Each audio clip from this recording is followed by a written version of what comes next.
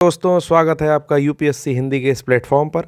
और मैं शुभम रोज़ की तरह आपका स्वागत करता हूं। तो ये मैं हूं, ये मेरा नाम है और यहाँ पर टेस्ट सीरीज़ चल रही है। तो प्लीज़, अगर अभी तक आपने टेस्ट सीरीज़ ज्वाइन नहीं की है तो कोशिश करिए। अगर आपको प्रैक्टिस की ज़रूरत है और आपको ऐसा फील होता है कि कहीं आप लैग कर रहे हैं प्रैक्टिस के नाते, तो बिल्कुल आप प्रैक्टिस के लिए टेस्ट सीरीज़ ज्वाइन करिए, जिसका नंबर है 8840751912 और डिस्क्रिप्शन बॉक्स में भी आपको पूरी डिटेल मिल जाएगी। आप इस पर टेलीग्राम पर मैसेज कर सकते हैं और बाकी जानकारी आपको दे दी जाएगी। और एक बात और, मैं काफ़ी टाइम से कह रहा हूँ कि अगर आपने चैनल सब्सक्राइब नहीं किया है और आपके थ्रू मेरे वीडियोस गुजरते हैं, तो अगर आप नॉर्मली कहने पर नहीं सब्सक्राइब कर रहे हैं, तो फिर मैं दूसरी तरह से कह दे रहा हूँ, तो कैसे हैं आप लोग? और प्लीज़ अपना सर दे मारिए या फिर कुछ फेंक करके मारिए। मैं उन्हीं के अंदाज में कह देता हूँ, नाम नहीं लूँगा मैं उनका, ठीक है? तो बॉस के अंदाज में मैं कहता हूँ कि प्लीज़ सब्सक्राइब करिए यूपीएससी हिंदी, ठीक है? यूपीएससी हिंदी जो है सब्सक्राइब करिए और चलिए शुरू करते हैं। तो हमने जो सिलेबस डिसाइड किया था वहाँ पर हमने जीवन की उत्पत्ति, विज्ञान की शाखाएं, अध्ययन के क्षेत्र, वर्गीकी, जो क्लासिफिकेशन था, कोशिका, सेल और उसका जो भी ऑर्गेनल्स है, ऊतक, टिश्यू, रक्त, सब हमने पढ़ा। फिर पोषण, न्यूट्रिशन पढ़ा। जो कंकाल तंत्र का पोर्शन है, स्केलेटन सिस्टम, ये कम इम्पॉर्टेंट पोर्शन है, इसे हम लास्ट में करेंगे। इसमें कुछ अस्थियों के जॉइंट, जो बोन्स के जॉइंट होते हैं, उनसे रिलेटेड कुछ क्वेश्चन पूछे जाते हैं, तो उन्हें हम बिल्कुल करेंगे, बट अभी नहीं करेंगे। या तो फिर क्वेश्चन के माध्यम से कर लेंगे उन्हें, या अंतिम में करेंगे जब जैसा समय बचता है, ठीक है? क्योंकि अभी काफ़ी पोर्शन कवर करना है। तो सबसे पहले आज श्वसन तंत्र शुरू करते हैं और कोशिश करते हैं कि 2 लेक्चर में इसे पूरा समअप कर दिया जाए। तो चलिए बिना देर किए शुरू करते हैं। सबसे पहले शुरू होता है रिस्पायरेशन। रिस्पायरेशन मैं सब कुछ हिंदी में लिखूंगा, जो चीज़ें इंग्लिश में लिखी हैं बिल्कुल घबराना नहीं है, बने रहिए साथ में। हाँ, तो ये जो है आपका, एक सेकंड,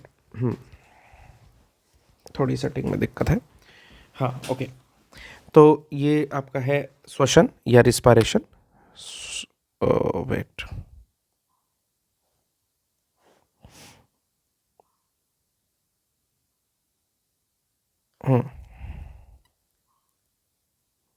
श्वसन तंत्र।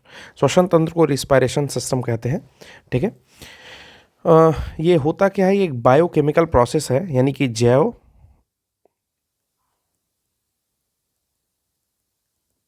रासायनिक प्रक्रिया। याद रखिएगा, बायोकेमिकल प्रोसेस है, जैव रासायनिक प्रक्रिया है। ये होती कहाँ पर है? सेल लेवल पर होती है, यानी कि कोशिका के स्तर पर होती है। कोशिका के स्तर की प्रक्रिया है, कोशिका के स्तर की प्रक्रिया है, जो ऑक्सीजन की उपस्थिति में भोजन के जैविक पाचन अर्थात ऑक्सीकरण की प्रक्रिया है। यानी कि जो भोजन का जैविक पाचन हो रहा है या जैविक ऑक्सीकरण हो रहा है, उसी प्रक्रिया को, जो कि एक कोशिका के स्तर पर होती है, उसी प्रक्रिया को हम लोग श्वसन कहते हैं, ठीक है?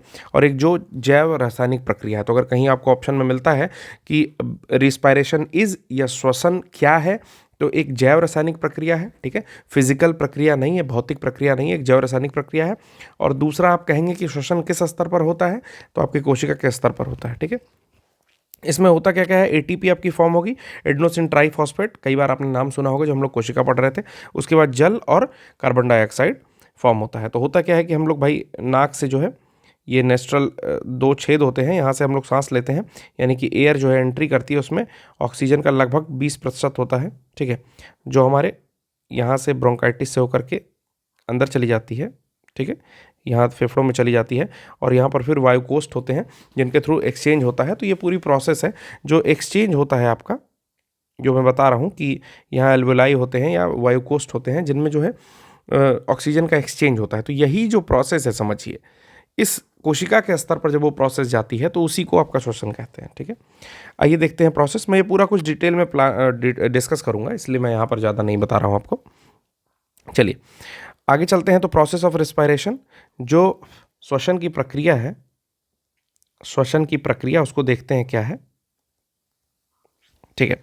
तो ये 3 टाइप की प्रक्रिया यहाँ पर लिखा हुआ है कि श्वसन की प्रक्रिया में 3 स्तर हैं। पहला है एक्सटर्नल, यानी कि बाह्य श्वसन, ठीक है? नेक्स्ट है आपका ट्रांसपोर्टेशन ऑफ गैसेस, यानी कि गैसों का परिवहन।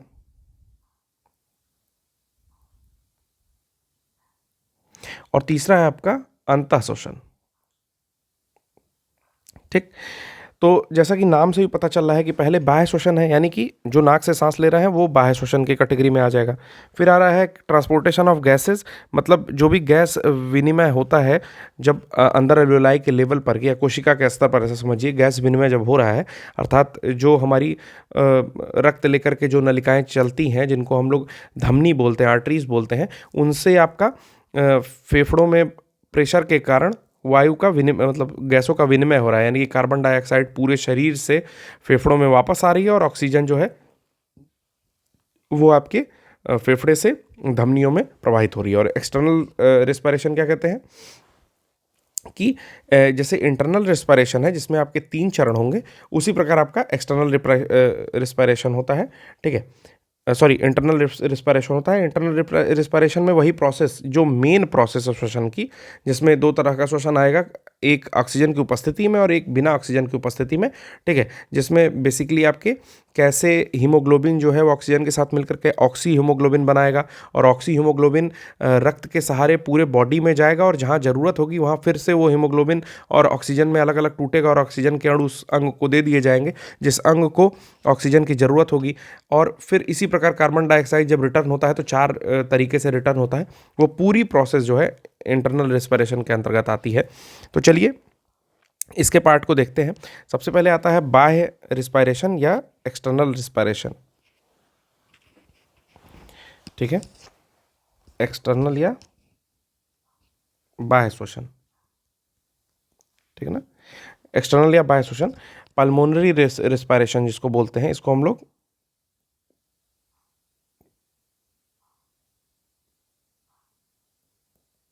फुफ्फुसीय श्वसन भी कहते हैं। ठीक है ना, बाह्य श्वसन को ही फुफ्फुसीय श्वसन भी कहते हैं, क्योंकि बाह्य श्वसन बेसिकली जो हमारे फेफड़ों में जो हम बाहर से एयर भरते हैं, इसी को बाह्य श्वसन की संज्ञा दी जाती है। यानी कि हमने ऐसे सांस भरी, ठीक है, तो इसी को फुफ्फुसीय श्वसन कहेंगे, क्योंकि हमारे फेफड़ों में सांस भर रही है, जिसको पल्मोनरी बोल रहे हैं। तो ये फुफ्फुसीय श्वसन या बाह्य श्वसन है। ठीक है, इसमें 2 प्रोसेसेस होंगी। पहला होगा ब्रीदिंग। ब्रीदिंग मतलब होता है सांस लेना। ठीक है, पहला होता है ब्रीदिंग और इसी में आएगा फिर एक्सचेंज ऑफ गैसेस, यानी कि गैसों का विनिमय। ये गैसों का विनिमय जो है ये गैसों के परिवहन से अलग है। ठीक है, गैसों का विनिमय मतलब केवल गैस जो एक्सचेंज हो रही है आपस में, ठीक, और गैसों का परिवहन मतलब सारे अंगों तक किस तरह से परिवहन कर रहा है, वो दोनों चीज़ें अलग हैं। तो इस सांस लेना यानी कि ब्रीदिंग में 2 चीज़ें आती हैं। पहला आता है इंस्पिरेशन और दूसरा होता है एक्सपिरेशन। ठीक है ना, इंस्पिरेशन को हम लोग बोलते हैं श्वासोच्छ्वास और एक्सपिरेशन को हम लोग बोलते हैं, सॉरी, सांस लेना ब्रीदिंग को बोलते हैं श्वासोच्छ्वास। एक सेकंड, ठीक है, श्वासोच्छ्वास जो है ये प्रोसेस है, ब्रीदिंग को ही बोलते हैं श्वासोच्छ्वास। ठीक, और जो इंस्पिरेशन होता है इसको बोलते हैं निःश्वसन और इसको बोलते हैं उच्छ्वसन। उच्छ्वसन, ठीक है ना। तो निःश्वसन मतलब इंस्पिरेशन और इंस्पायरेशन और एक्सपायरेशन मतलब उच्छ्वसन। ठीक, समझते हैं श्वासोच्छ्वास की प्रोसेस क्या है। श्वासोच्छ्वास मतलब आपको मैंने ले टर्म में बताया, सांस लेना। तो चलिए देखते हैं। कंसेप्ट ऑफ प्रेशर समझ लीजिए। प्रेशर का सिद्धांत क्या है, यानी कि दाब का क्या सिद्धांत है। फिजिक्स नहीं पढ़ा रहा हूं, बस थोड़ी सी यहां पर जरूरत है दाब की। मैंने यहां पर 2 फोटो बनाया है। पहला बनाया है लो प्रेशर, ठीक है, और दूसरा बनाया है हाई प्रेशर। ठीक है ना, कहने का मतलब ये है कि हाई प्रेशर से लो प्रेशर की ओर जो है चीजें जाती हैं। ठीक, बस यही इसका कंसेप्ट है कि कोई भी चीज, जैसे आपका द्रव जो है वो हाई डेटम से लो डेटम की ओर जाता है। मैं कैसे बताऊं, ये ऊंचाई समझ लीजिए कि अगर द्रव आपकी ऊंचाई पर रख दिया गया है तो ऊंचाई से नीचे की ओर आएगा। ठीक है, ड्यू टू ग्रेविटी आता है। या फिर जैसे अगर कोई गर्म चीज़ है उसको ठंडी चीज़ से सटा दिया जाए तो जो गर्मी है वो फिर धीरे धीरे ठंडे की ओर जाएगी और वो भी चीज़ जो है धीरे धीरे गर्म होगी। तो इसी प्रकार जो है अगर कहीं लो प्रेशर हो जाए तो हाई प्रेशर वाली साइड से एयर या वायु लो प्रेशर के साइड जाती है। चलिए यही प्रोसेस है टोटल, ठीक है ना, यही कंसेप्ट था। इसी कंसेप्ट के जरिए हम लोग सांस लेते हैं। तो होता क्या है कि इंटरकॉस्टल मसल होती हैं शरीर में, जिनको बोलते हैं, बिल्कुल घबराए नहीं, मैं सबकी हिंदी लिखूंगा, मैं दोनों लोगों को लेकर के चल रहा हूं, ठीक है ना। अंतर परशुका पेशियां या पेशी, ठीक है ना, अंतर परशुका पेशियां या इंटरकॉस्टल मसल, ठीक। इंटरकॉस्टल मसल क्या होती हैं? ये निःश्वसन के दौरान, ये पूरी प्रोसेस हम लोग पढ़ रहे हैं निःश्वसन की, यानी कि इंस्पायरेशन की,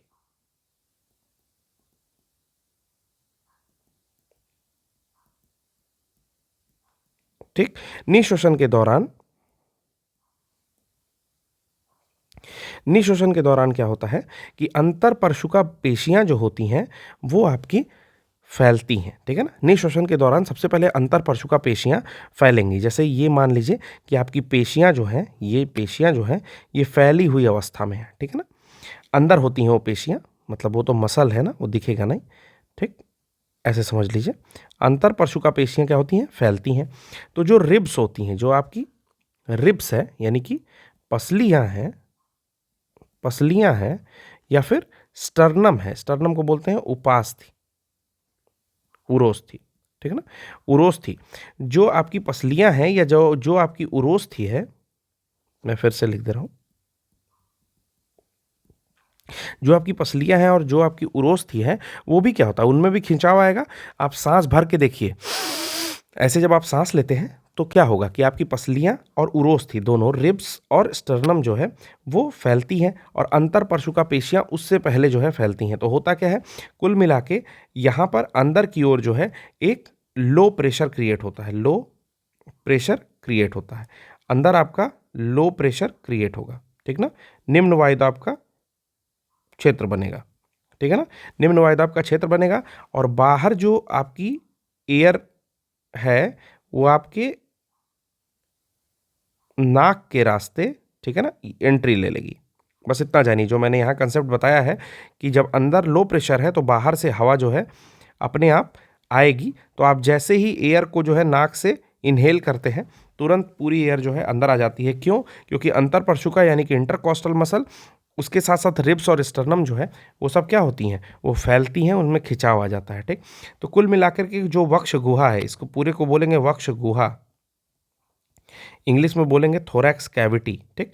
थोरैक्स कैविटी का जो आयतन है वो क्या हो जाएगा, वो बढ़ जाएगा, वो बढ़ जाएगा। और ये प्रोसेस तब तक चलती है जब तक कि अंदर का प्रेशर, अंदर का जो दाब होता है, आपके वक्ष के अंदर का जो दाब है वो बाहर के प्रेशर के बराबर नहीं हो जाता है, यानी कि बाहर जो वायु है उसके प्रेशर के बराबर नहीं हो जाता है, तब तक जो है आपका ये प्रोसेस निःश्वसन चलता है, यानी कि इंस्पायरेशन चलता है, ठीक। अब इसमें जो प्रोसेस होती है वो होती क्या है कि एयर जो है, जो हम लोग सांस ले रहे हैं, ठीक है, जो हम लोग सांस ले रहे हैं, ये सांस जो हमारे लंग्स में पहुंचती है, यानी कि फेफड़े में पहुंचती है, ये हमारे फेफड़े में, फेफड़े में ये वायु पहुंचती है, और फिर वहां से ये वायु कोष्ठों,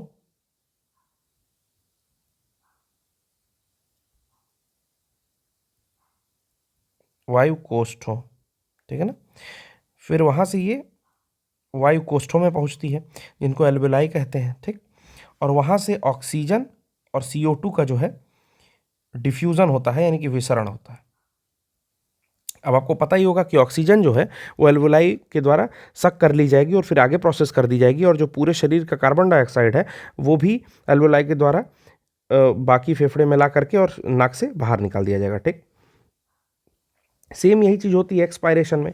एक्सपायरेशन में देखिए क्या होता है, एक्सपायरेशन में फिर से मैं बनाता हूँ एक फोटो, इस बार उससे थोड़ा सा पतला बनाते हैं, ठीक।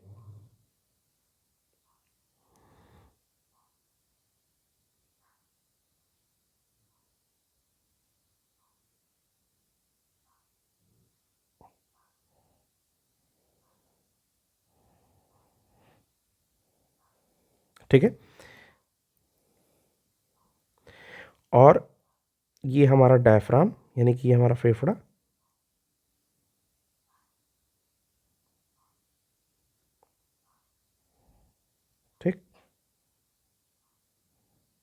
ज़्यादा दबा हुआ इस बार फेफड़ा रहेगा। क्यों? क्योंकि सारी सांस जो है वो बाहर की ओर निकाल दिया गया है।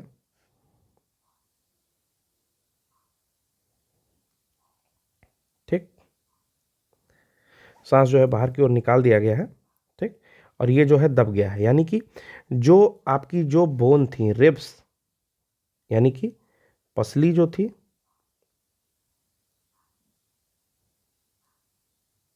और इसके साथ साथ जो आपकी उरोस्थि थी, स्टर्नम, वो क्या होती है? वो फिर से दब जाती है। और दबती क्यों है? क्योंकि अंतर परशुका पेशियां जो हैं, इंटरकोस्टल मसल हैं, वो भी दब जाती हैं। तो कुल मिलाकर के जो है फिर यहाँ से वायु बाहर निकल जाती है। क्यों? क्योंकि यहाँ पर प्रेशर बढ़ जाता है। यहाँ पर मान लीजिए वायु है, जब ये दबी तो प्रेशर यानी कि दबाव बढ़ गया, दबाव बढ़ गया और बाहर जो है दबाव कम है, तो अपने आप एयर जो है बाहर निकल जाती है। तो इसका ये प्रोसेस है। कुछ फैक्ट देख लेते हैं। फैक्ट्स क्या है? यही एक्सपायरेशन बोला जाता है, यानी कि ठीक उसी का उल्टी प्रोसेस है जो मैंने अभी निःश्वसन बताया, तो उसका उल्टा ये जो है उच्च श्वसन इसको कहा जाता है। ठीक है, एक्सपायरेशन प्रोसेस है। आते हैं कुछ फैक्ट देखते हैं। फैक्ट क्या कहता है कि जो रिस्पायरेशन की रेट है, श्वसन की रेट है, वो सामान्य मनुष्य में 12 से 15 बार होती है 1 मिनट के अंतर्गत।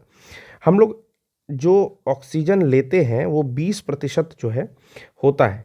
जब एंट्री करता है तो समझ लीजिए कि 20% ऑक्सीजन अगर हम लोग ले रहे हैं एयर में, यानी कि वायु में ऑक्सीजन का कितना प्रतिशत होता है? लगभग 20% होता है। तो उस 20% लेते हैं और लगभग 15% ऑक्सीजन वायु, मतलब जो निकालते हैं उसमें 15% ऑक्सीजन निकलती है।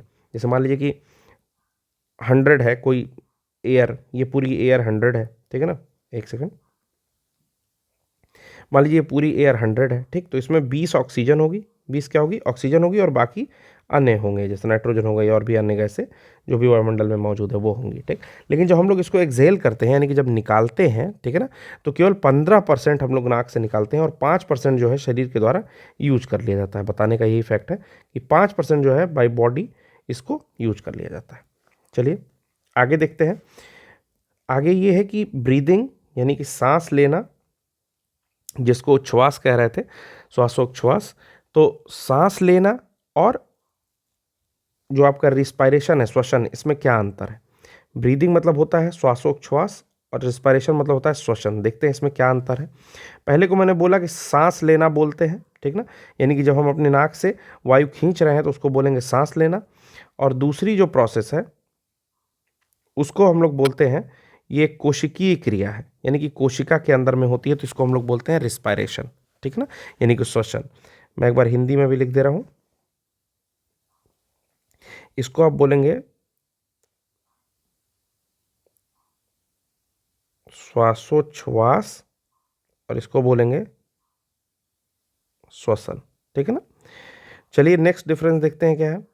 नेक्स्ट डिफरेंस है, ये एक साधारण प्रक्रिया है, यानी कि सांस खींची आपने और ये प्रक्रिया खत्म हो गई। ब्रीदिंग क्या है? आपने एक सांस भरी और ये प्रक्रिया खत्म हो गई। इस प्रक्रिया के लिए, यानी कि श्वसन के लिए क्या होता है? एंजाइम की आवश्यकता होती है, यानी कि एक जटिल प्रक्रिया है, ये साधारण प्रक्रिया नहीं है।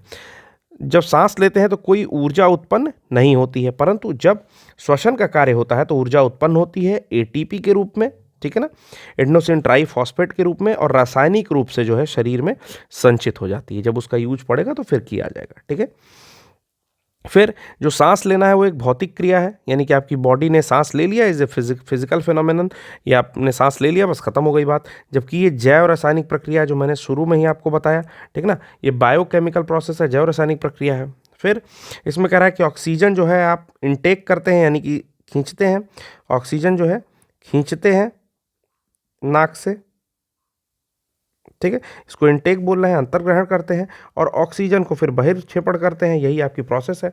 जबकि इसमें क्या होता है, इस प्रोसेस में क्या होता है कि आपके ग्लूकोज का ऑक्सीकरण होगा, ठीक ना, और CO2 बनेगी और एनर्जी निकलेगी, ये प्रोसेस है। ठीक, अब आते हैं, देखते हैं अगला प्रोसेस। इसमें कुछ समझना नहीं है, बहुत आसान प्रक्रिया है जो लिखी हुई है।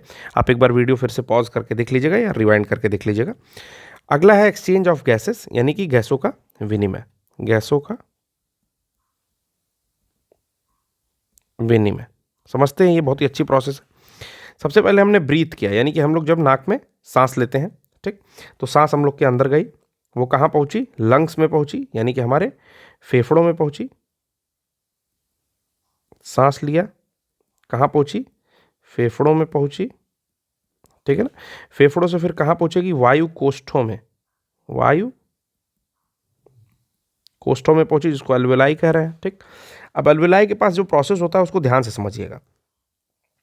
क्योंकि यहाँ पर प्रेशर बहुत अधिक रहता है, यहाँ पर दबाव जो है बहुत अधिक रहता है। क्यों अधिक रहता है? क्योंकि मैंने बताया कि पहले अंदर जब सांस खींचते हैं, यानी कि निश्वसन की प्रक्रिया जब हो रही है, तो आपके अंदर जो है रिब्स, वो खिंचाव आ जाएगा, उसमें अंदर दबाव बन जाएगा, मतलब फेफड़े के अंदर एक दबाव बना, वायु दाब जो है कम हो गया। दबाव बनने का मतलब वायु दाब कम हो गया, तो बाहर वायु दाब अधिक है, तो आपके नाक के रास्ते आपने आसानी से एयर जो है अंदर ले ली।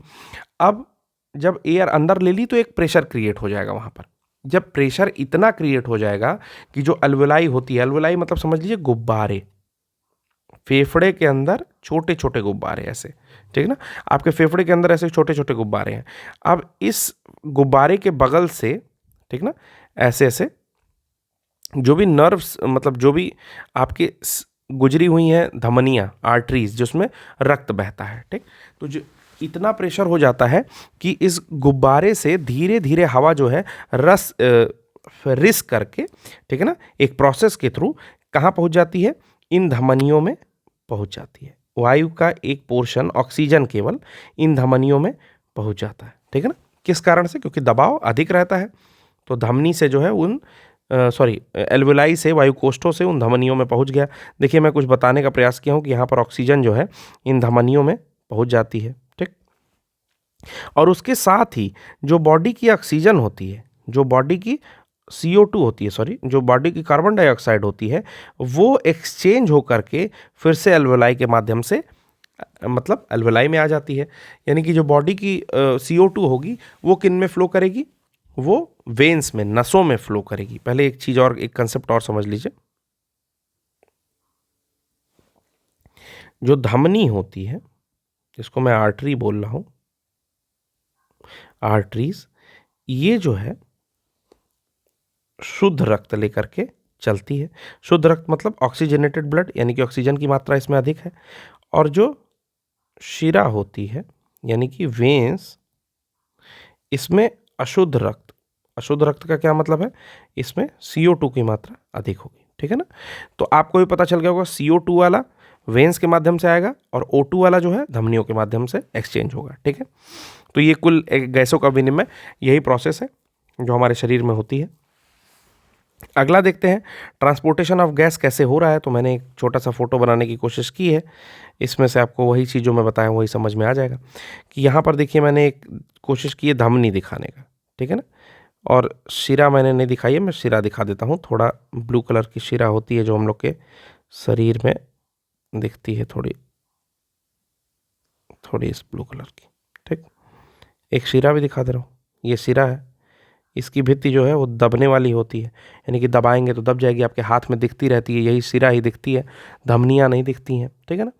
धमनियाँ ऐसा समझ लीजिए कि अंदर होती हैं और इसमें बहुत ज़्यादा दबाव होता है। धमनियों में जो प्रेशर होता है वो बहुत ज़्यादा होता है।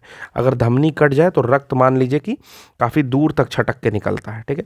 परंतु जब शिरा कटती है तो उसमें बूंद बूंद करके, क्योंकि उसमें प्रेशर जो है वो कम होता है, ठीक। और ये भी एक इसमें डीऑक्सीजनेटेड ब्लड रहता है, डीऑक्सीजनेटेड ब्लड, यानी कि डीऑक्सीजनेटेड मतलब ऑक्सीजन नहीं होता है, ठीक ना। इस वाले ब्लड में डीऑक्सीजनेटेड है, और इसमें कौन ब्लड रहता है? ऑक्सीजनेटेड ब्लड रहता है। तो देखिए, मैंने दिखाया है, ये लंग्स है, आपका फेफड़ा है, ठीक ना। फेफड़ा से क्या हो रहा है कि ऑक्सीजन का विनिमय हो रहा है, ऑक्सीजन पहुंची फेफड़े के अंदर, फेफड़े के पास, मतलब ऑक्सीजन का ये पूरा एयर प्लस ऑक्सीजन पहुंची फेफड़े के अंदर, ठीक है। फेफड़े की अल्वेलाई से जो यहाँ गुब्बारे हैं, मान लीजिए यहाँ कुपिकाएँ हैं, यही है, ऐसे गुब्बारे जैसा होगा, ठीक है। इनमें से ये धमनियों में एक्सचेंज कर दिया ब्लड को, ठीक है ना। और सिराओं से जो है यही कुपिकाएँ अशुद्ध रक्त को ले ली और फिर CO2 के माध्यम से उसको बाहर निकाल दी, ठीक है। एक टॉपिक और देखते हैं, ट्रांसपोर्टेशन ऑफ ऑक्सीजन, कि ऑक्सीजन का जो ट्रांसपोर्टेशन है वो किस किस तरह से होता है, क्या कौन कौन से अंग आते हैं, और इसी के साथ फिर ये लेक्चर यहीं पर ख़त्म कर देंगे। चलिए देखते हैं इसमें क्या होता है ट्रांसपोर्टेशन ऑफ ऑक्सीजन का। ऑक्सीजन का परिवहन, कैसे कैसे ऑक्सीजन जो है जा रहा है, ठीक। श्वसन तंत्र के अंदर और पूरा काम कर रहा है। तो पहले श्वसन तंत्र हम लोग समझ लेते हैं होता क्या क्या है। तो सबसे पहले ये समझिए कि नेजल कैविटी है, ये आपकी नासिका गुहा हिंदी में बोलेंगे, ठीक। बाकी का मैंने शायद नाम लिख दिया है, जितने का काम है आपका डायफ्राम है, ये हिंदी में ही पढ़िए, इंग्लिश में ही पढ़िए। ब्रोंकाई मतलब यही जो नाल आपका श्वसनिकाएं समझ सकते हैं, ठीक है ना। ब्रोंकियोल्स को आपको श्वसनिकाएं, ये ब्रोंकियोल्स को श्वसनिकाएं बोलते हैं, ठीक। और ट्रैकिया मैंने लिख दिया श्वास नाल बोलते हैं, ठीक। लैरिंक्स मतलब होता है स्वर यंत्र, फेरिंक्स मतलब होता है ग्रसनी, ठीक। इसमें हम लोग समझेंगे कि क्या क्या कैसे कैसे होता है। सबसे पहले समझिए, ये हम लोग का नेजल कैविटी कहाँ होती है, नाक में होती है, नाक या नोज, ठीक है।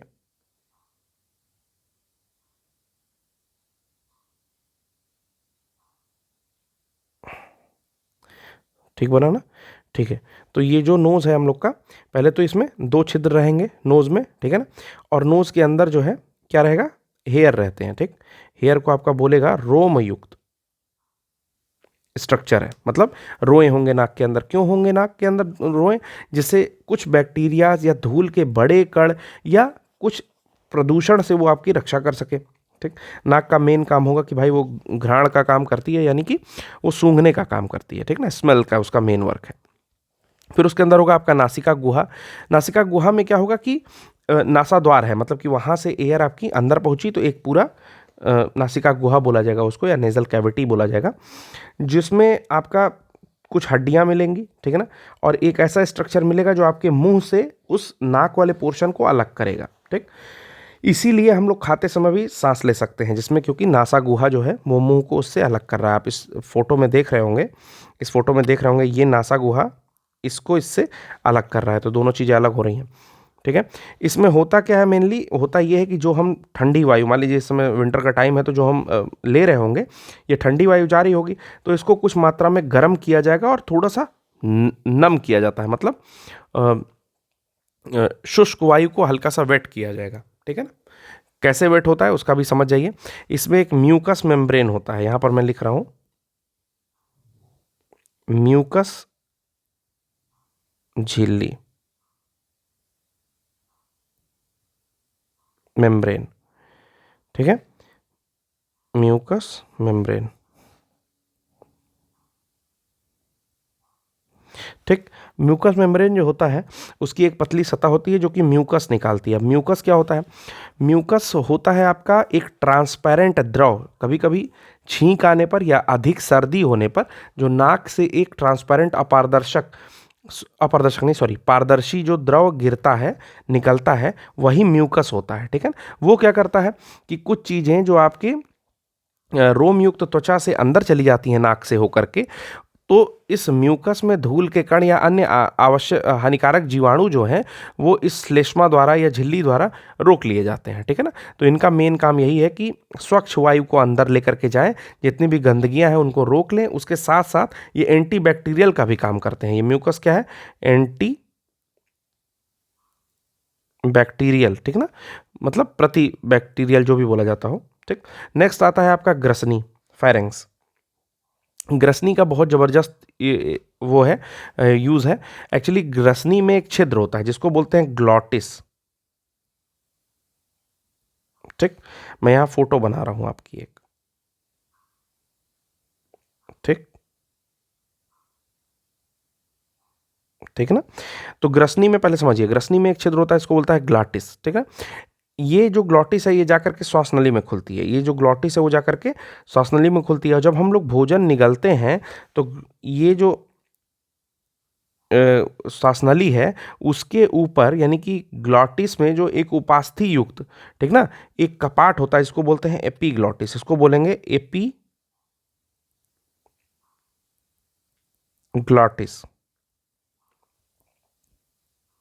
ठीक। एपीग्लॉटिस क्या करता है, जब हम भोजन निगलते हैं तो ये इसको बंद कर देता है, यानी कि भोजन आपके सांस नली में ना जाए। ठीक, तो एपिग्लॉटिस और ग्लॉटिस याद रखिएगा, क्योंकि इस पर प्रश्न पूछता है। मैं इसको लिख नहीं पाया हूँ, बट मैंने दोनों चीज़ें समझाने का प्रयास किया है।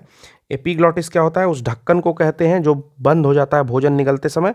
और ग्लॉटिस क्या होता है, ग्लॉटिस जो है ग्रसनी के अंदर एक छेद होता है जो कि श्वास नली में खुलता है, उसको ग्लॉटिस कहते हैं। ठीक है, चलिए अगला आता है, एक सेकंड, हाँ अगला आता है मित्रों, अगला है आपका लेरिंग्स या स्वर यंत्र। लेरिंग्स जैसा कि नाम है, स्वर यंत्र मतलब वहाँ से क्या होता है कि हम लोग की ध्वनि उत्पन्न करने का काम होता है। जो मैं बोल रहा हूँ वो स्वर यंत्र से बोल रहा हूँ, जो आप बोलेंगे वो स्वर यंत्र से बोलेंगे। ठीक ना, उसके साथ साथ जब आप खांसेंगे या कुछ और करेंगे तो वो ध्वनि उत्पन्न करने के अलावा उन चीज़ों की सुरक्षा भी करता है, जो श्वसन मार्ग है उसकी सुरक्षा भी करता है। ठीक, महिलाओं और बच्चों में स्वर यंत्र जो होता है यानी कि लेरिंक्स जो होता है वो पतला होता है, इसीलिए उनकी पिच अधिक होती है और आवाज़ जो है तीखी होती है, यानी कि पतली आवाज़ होती है। जो महिलाएं बोलेंगी तो क्या बोलेंगी, बहुत पतली आवाज़ में बोलेंगे, छोटे बच्चे बोलेंगे तो पतले आवाज़ में बोलेंगे। ठीक है ना, चलिए अगला देखते हैं। अगला है आपका श्वास नली।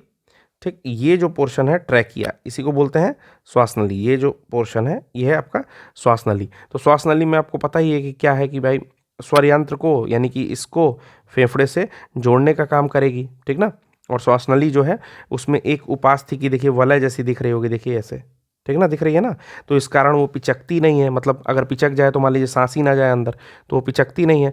जिनमें ये चीज़ पिचकने लगती है, कार्टिलेज की बनी होती है रिंग्स जो है इसके अंदर, अगर वो पिचकने लगती है तो फिर डॉक्टर्स जो है इन्हेलर का यूज़ करते हैं, या आपको खांसी आती है, डिफरेंट डिफरेंट चीज़ें होती हैं। ठीक, फिर अंदर आता है आपका ब्रोंकियोल्स।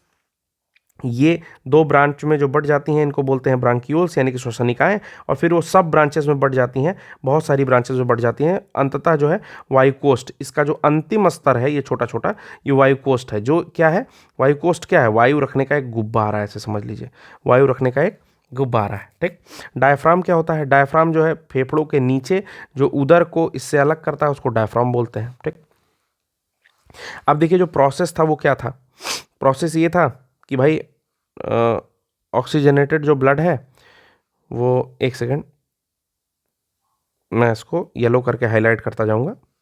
ठीक है, मैंने कुछ चीज़ें पहले से लिख रखी हैं, उसको येलो करके हाईलाइट करता जाऊंगा और आशा करता हूँ आपको समझ में आ रहा होगा।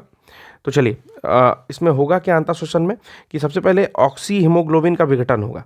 होगा क्या कि मैक्सिमम जो नहीं, ऑक्सी हीमोग्लोबिन का विघटन नहीं, सबसे पहले ऑक्सीजन का परिवहन, ट्रांसपोर्टेशन ऑफ ऑक्सीजन हम लोग पढ़ रहे हैं। ठीक है ना, कहाँ पहुंचे थे, ट्रांसपोर्टेशन ऑफ गैसेस के अंदर में, ट्रांसपोर्टेशन ऑफ गैसेस के अंदर में पहले समझते हैं ऑक्सीजन का परिवहन कैसे होता है, ट्रांसपोर्टेशन ऑफ ऑक्सीजन कैसे होता है। ठीक, तो ऑक्सीजन का जो परिवहन है उन 98.5% ऑक्सीजन जो है वो आरबीसी के थ्रू ही फ्लोट कर जाती है। यानी कि जो हम लोग की, मैंने बताया कि ये धमनियों में गया, जो ऑक्सीजन आ रहा है वो धमनियों में गया, और धमनियों के सहारे 98% ऑक्सीजन जो है वो आपके हीमोग्लोबिन यानी कि आरबीसी के अंदर जो हीमोग्लोबिन पाया जाता है उसमें ये जुड़ करके पूरे बॉडी में चली जाती है। ठीक, और जो 1.5% ऑक्सीजन बचती हैं वो ब्लड के प्लाज्मा में चली जाती हैं। ब्लड का प्लाज्मा क्या होता है, ब्लड का प्लाज्मा वो होता है जिसमें आरबीसी, ठीक है, प्लेटलेट्स और WBC फ्लोट करती हैं। ठीक ना, एक तरल पदार्थ जिसमें 90% तक जल है और बाकी कुछ और इंपॉर्टेंट कार्बनिक पदार्थ हैं,